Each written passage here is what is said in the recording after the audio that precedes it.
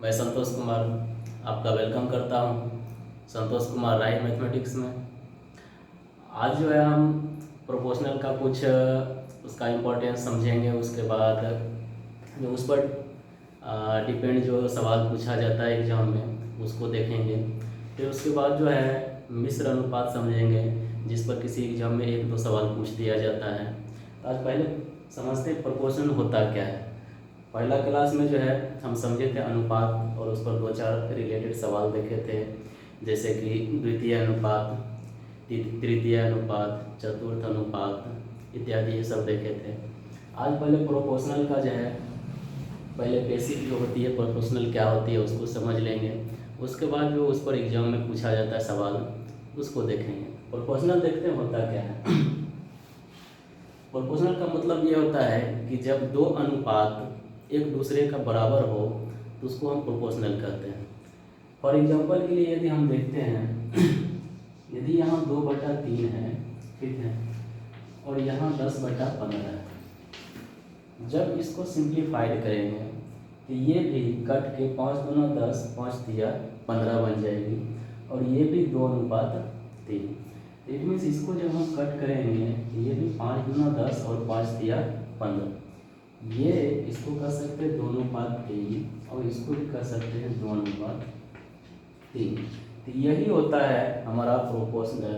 जब दो रेशियो आपस में बराबर हो तो उसे हम कह सकते हैं कि वो दोनों जो है प्रोपोर्शनल में है, और उसको हम ऐसे डिनोट करते हैं ये, ठीक है। यदि चार राशि दिया गया हो और कहे वो प्रोपोर्शनल में है, बोल दिया जाए यदि ए बी सी और डी ये जो है प्रोपोर्शनल समानुपात में हो,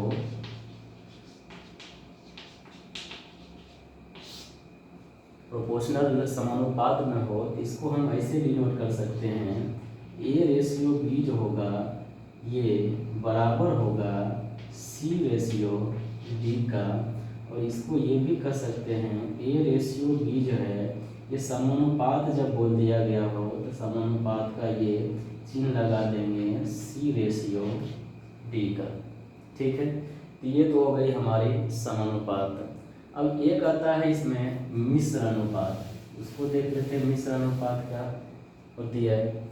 जब दो या दो से अधिक अनुपात दिया गया हो तो उसके हर को मल्टीप्लाई कर देंगे और अंश को मल्टीप्लाई करके जब रेशियो में लिख देंगे उसे जो है हम कहेंगे मिश्र अनुपात। जैसे फॉर एग्जांपल दे दिया गया हो x/y, p/q, r/z, ये 3 अनुपात दिया गया हो, इसी को तो हम ये भी लिख सकते हैं, इसको x/y, इसको लिख सकते हैं p/q, और इसको लिख सकते हैं r/z। अनुपात को जब बदलते हैं तो इस तरह से भिन्न में बदला जाता है। ये जब 3 अनुपात दिया गया हो और इसका पूछ दे कि मिश्र अनुपात क्या होगा, क्या करेंगे? अंश को मल्टीप्लाई कर देंगे और हर को मल्टीप्लाई करके रेशियो का साइन लगा देंगे। तो इसका जो है मिश्र अनुपात जो होगा, मिश्र अनुपात ये जो होगा ये अंश का मल्टीप्लिकेशन हो जाएगा x into P into R बटा y into Q into Z. Therefore कर सकते हैं X P R ratio Y Q Z. ये जो हो गई मिश्र अनुपात हो गई। इस पर सवाल एक बार एसएससी सीजीएल में पूछा गया था प्रीलिम्स में। अब एक और एग्जांपल इसका देखते हैं। यदि 3 अनुपात दे दिया है 2:3, और अगला दिया है 4/5, अगला 6/8, ये 3 रेशियो दिया है, इसको लिख सकते हैं 2:3, 4:5 और 6:8।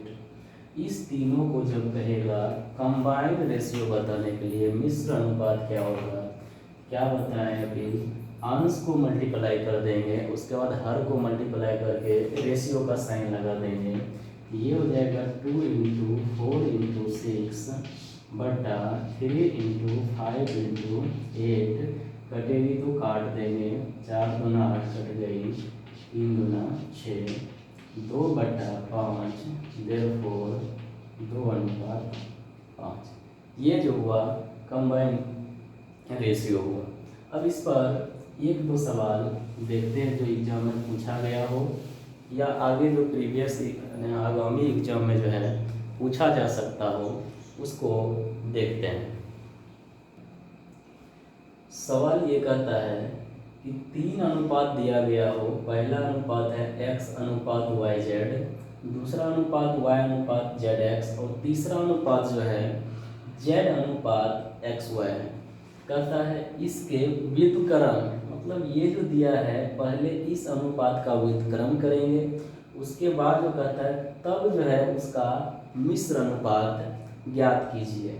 अभी मिश्र अनुपात के लिए बताए थे कि 2 या 2 से अधिक अनुपात दिया गया हो तो मिश्र अनुपात जब निकालते हैं तो अंश को मल्टीप्लाई कर देते हैं, उसके बाद हर को मल्टीप्लाई करके रेशियो का साइन लगा देते हैं। तो पहले जो ये कहा कि ये सब अनुपात का व्युत्क्रम कीजिए, इस सब का जो है पहले हम व्युत्क्रम करेंगे। तो व्युत्क्रम करेंगे जब इसको उल्टाएंगे तो ये हो जाएगा yz/x, इसका व्युत्क्रम कर रहे हैं क्वेश्चन के अकॉर्डिंग। उसके बाद ये जो हो जाएगा zx/y और इसका व्युत्क्रम करेंगे तो xy/z, ये हो जाएगी। उसके बाद ये कहता है अब जो ये आई इसका मिश्र अनुपात ज्ञात करने के लिए, इट मीन्स ये अंश को मल्टीप्लाई कर देंगे, उसके बाद हर को मल्टीप्लाई करके रेशियो का साइन लगा देंगे। तो ये जो हमारा हो जाएगा मिश्र अनुपात,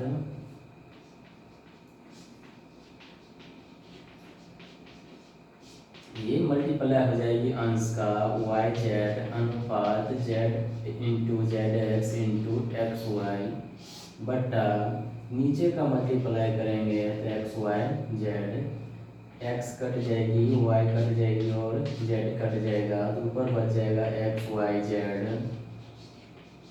बटा 1। देयरफॉर इसी को लिख सकते हैं xyz रेशियो 1।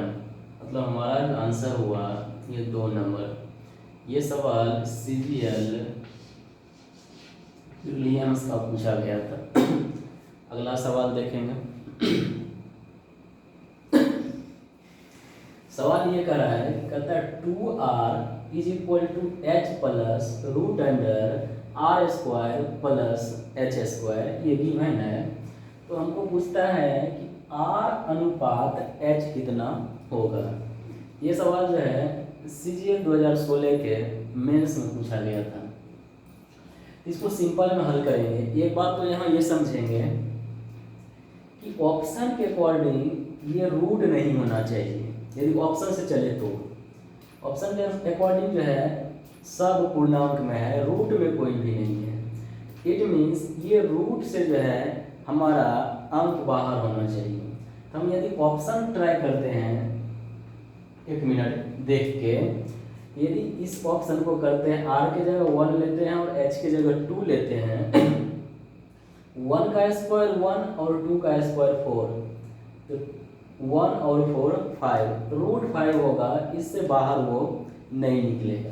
अगला ऑप्शन यदि इसको ट्राई करते हैं 2 डाल के, तो 2 दूना 4 और 3 तिया 9, 9 4 13, उसका भी पूरा वर्गमूल नहीं निकलता है। यदि इस ऑप्शन को ट्राई करते हैं 4/3, तो 4 चौक 16, 3 तिया 9, 16 9 25 और 25 का वर्गमूल टोटली 5 निकल जाती है, रूट के बाहर हो जाएगी। ठीक है। एक और ऑप्शन ट्राई करते हैं 3 और 5, तो 3 रखेंगे, 3 तिया 9, 5 बचे 25, 25 9 34 और 34 जो है पूर्ण वर्ग संख्या नहीं होता है और उसका पूर्ण वर्ग नहीं निकलेगा। इट मीन्स हमारा जो पूर्ण वर्ग निकला, एक ही ऑप्शन किससे निकला, C से 4/3, 4 चौक 16, 3 तिया 9 25 और 25 का वर्गमूल इस रूट के बाहर निकल जाएगा, क्योंकि ऑप्शन के अनुसार हमको रूट नहीं है, रूट के बाहर होना चाहिए। तो हमारा जो आंसर होगा यदि ऑप्शन से चलेंगे तो 4/3 होगा। ठीक है। अब यदि बेसिक इसको देखना चाहें तो बेसिक में इसी बना सकते हैं इसको कहता है 2r is equal to H plus root under R square plus H square.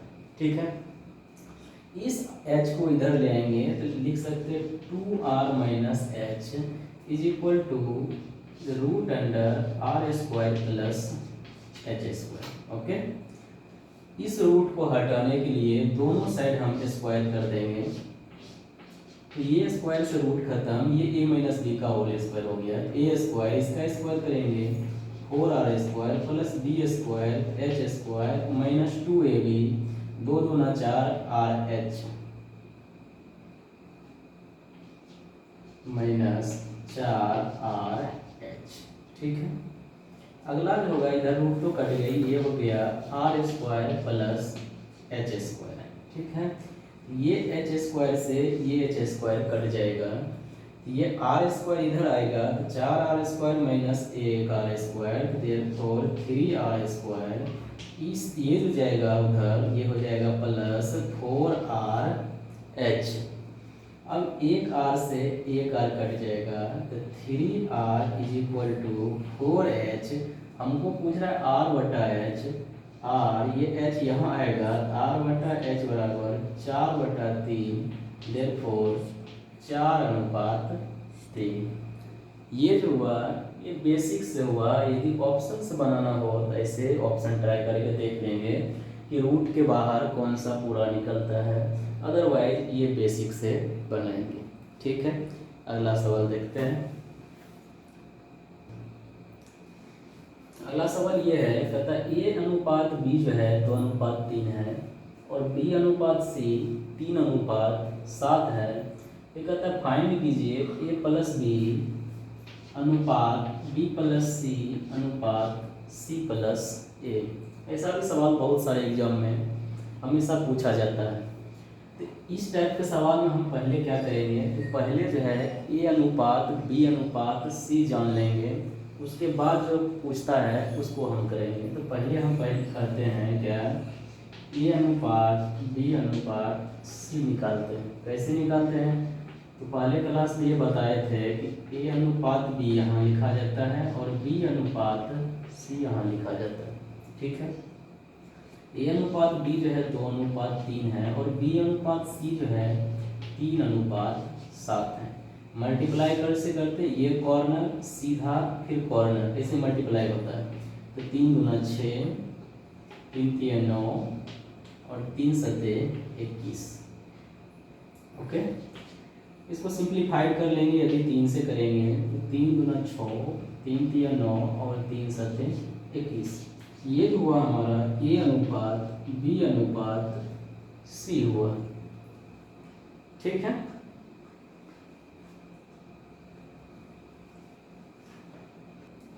ये जो हमारा फाइंड हुआ a अनुपात b अनुपात c 2:3 और 7। अब जो हमारा क्वेश्चन कर रहा है क्या फाइंड करने के लिए, a प्लस बी अनुपात b प्लस सी अनुपात c प्लस a। ठीक है, अब आराम से फाइंड करेंगे। a 2 हो गया, b 3 हो गया, c 7 हो गया।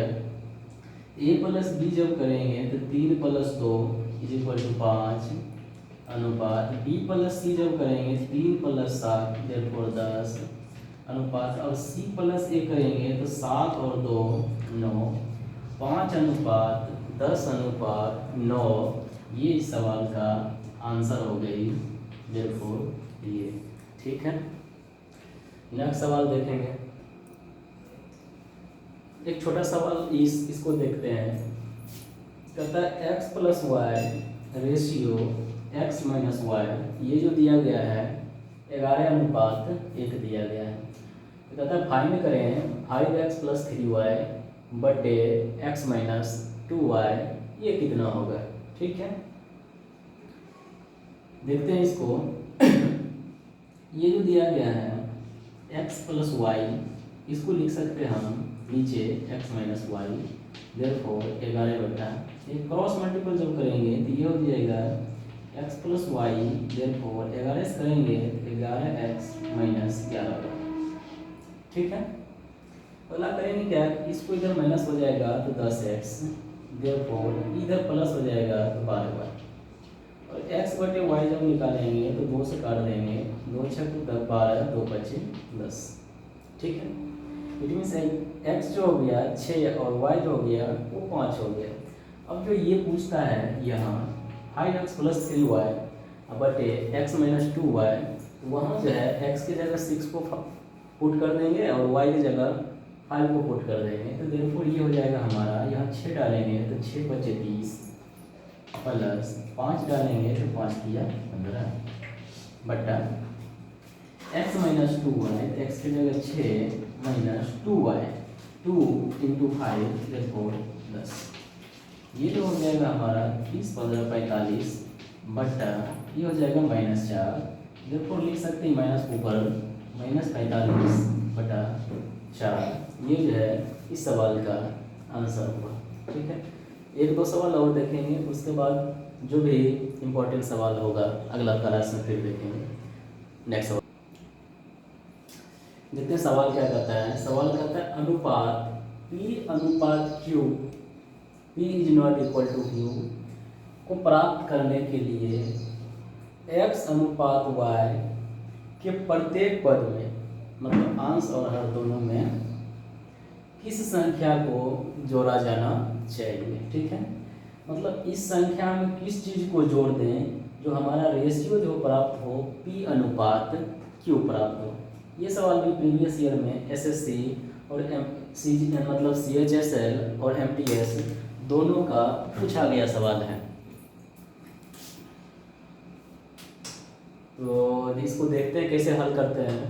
तो कहता है इस x/y में किसको जोड़ें प्रत्येक में कि P/Q प्राप्त हो जाए।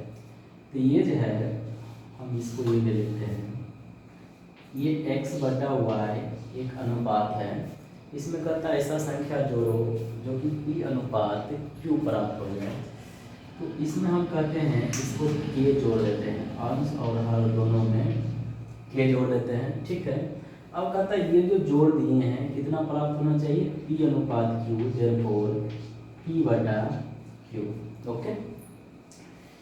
ये जो है क्रॉस मल्टीपल जब करेंगे तो ये हो जाएगा QX + QK, देयरफॉर ये हो जाएगा PY + PK, ओके। चलो के को एक साइड ले आएंगे क्योंकि के का वैल्यू हमको निकालना है। तो ये हो जाएगा QX, ये PY इधर आ जाएगा -PY, देयरफॉर PK - Q। क्या यहाँ जो ऑप्शन हमको दिया गया हर जगह P - Q दिया गया है, इसीलिए हम उसको इस साइड ले आए। हालांकि यदि उसको भी इधर ले आते फिर भी आंसर हमको फाइंड हो जाता है। तो ये जो हो गया QX - PY, देयरफॉर यहाँ से k जब हम कॉमन करेंगे k, ये हो जाएगा P - Q, ओके। यहाँ जब k का वैल्यू फाइंड करेंगे k मल्टीप्लाई है तो इधर डिवाइड हो जाएगा, देयरफॉर QX - PY बटा P - Q। इस सवाल का जो आंसर होगा QX - PY बटा P - Q। तो हमारा जो आंसर हो जाएगा आंसर नंबर 3 हो जाएगा, ठीक है। अगला सवाल देखते हैं। सवाल ये है, कहता है 2 कार की गति का रेशियो जो है 5/4 है। तो कहता है समान दूरी, मतलब दोनों कार जो है दूरी समान तय करेगा। तो कहता है उसको तय करने में जो है लगने वाला समय का रेशियो वो कितना होगा, ठीक है। आज छोटा छोटा सवाल देखते हैं, उसके बाद कल जो है अपना जो भी है मेंस का सवाल CGL, CPO, CHSL हो गया, उसके बाद रेलवे का भी जो थोड़ा हाई लेवल का मेंस में NTPC में पूछा जाता है उसको भी देख लेंगे। तो पहले आज छोटा छोटा देख लेते इसको। ये कहता है कि गति का जो है रेशियो 5/4 है। तो कहता है ये समान दूरी तय करने में लगने वाले समय का रेशियो क्या होगा, ठीक है। तो इसमें 1-2 बात याद रखना पड़ता है कि जब दूरी बराबर हो, मतलब डिस्टेंस जो कवर कर रहा है वो जब बराबर हो तो समय का रेशियो जो होता है वो वेलोसिटी के रेशियो का रिवर्स होता है। ठीक है, इसको ऐसे समझेंगे कि हमारा जो है डिस्टेंस बराबर होता है वेलोसिटी इनटू टाइम।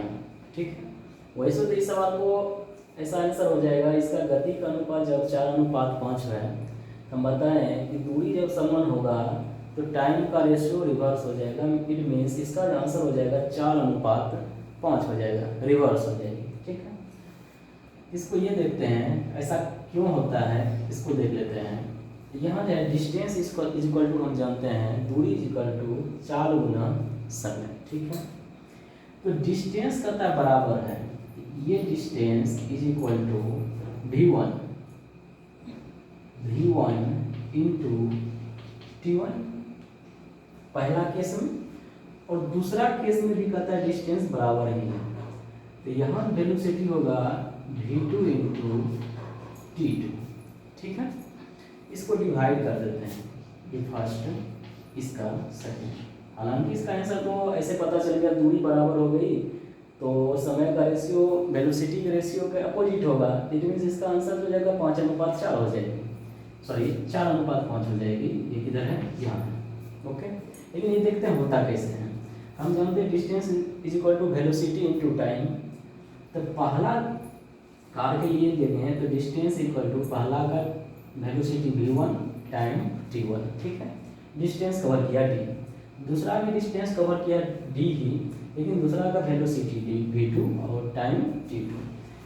समीकरण 1 को 2 से डिवाइड कर देते हैं। ओके, ये dv कट जाएगा, 1 बच जाएगा। इसको हम लिख सकते हैं v1 बटे v2 गुना, इसको लिख सकते हैं t1 बटे t2। ठीक है, इसको जब इधर लेकर आएंगे तो v2 ऊपर हो जाएगा, v1 नीचा हो जाएगा, इधर जो बचेगा t1 बटे t2 इज इक्वल टू हो जाएगा v2 बटे v1। यही कंडीशन होता है जब डिस्टेंस बराबर हो तो समय का अनुपात जो होता है वेलोसिटी के अनुपात का रिवर्स होता है, मतलब t1 अनुपात t2 is equal to v2 अनुपात v1। इस सवाल के अकॉर्डिंग हम ये कह सकते हैं कि t1 अनुपात t2 जो होगा ये होगा v2, ये v1 हुआ तो v2, तो 4 ऊपर चला जाएगा, v2 बटे 5, therefore 4:5। ठीक है, इसी सवाल में थोड़ा सा चेंज करके अगला 3 राशि को लेते हैं और देखते हैं ये क्या होती है। ये 3 राशि लिए हैं ऐसे, जैसे कि हम यहाँ मान लेते हैं कि वेलोसिटी का रेशियो जो है कितना है 3:4:5। उसी तरह डिस्टेंस जो है समान तय किया है। अब सूत्र में नहीं जाएंगे क्योंकि हम जानते हैं कि डिस्टेंस जब बराबर हो टाइम का रेशियो वेलोसिटी के रेशियो का रिवर्स होता है। तो यहाँ जो हम निकालेंगे t1 अनुपात t2 अनुपात t3, ये जो निकलेगा हमारा 1 बटे v1 अनुपात 1 बटे v2 अनुपात 1 बटे v3।